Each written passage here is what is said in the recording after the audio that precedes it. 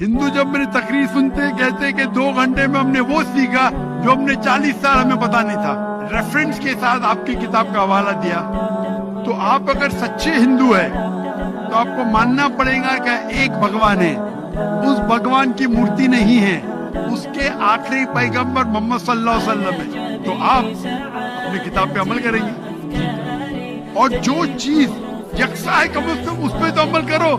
जो टकराव है बाद में, मैं जानता हूँ, मैंने तकरीर की है, इसमें लिखा है कि हिंदू मजहबी किताब में लिखेला शराब पीना हराम है, कुरान में लिखेला है। आपकी मजहबी किताब में ये भी लिखा है कि सूअर का गोश्त खाना हराम है, और आपकी किताब कुरान से सख्त है, उसमें लिखा है कि अगर आप सूअर का गोश्त बेचेंगे तो पैर और हाथ, उल्टे पैर और उल्टे हाथ काटना चाहिए।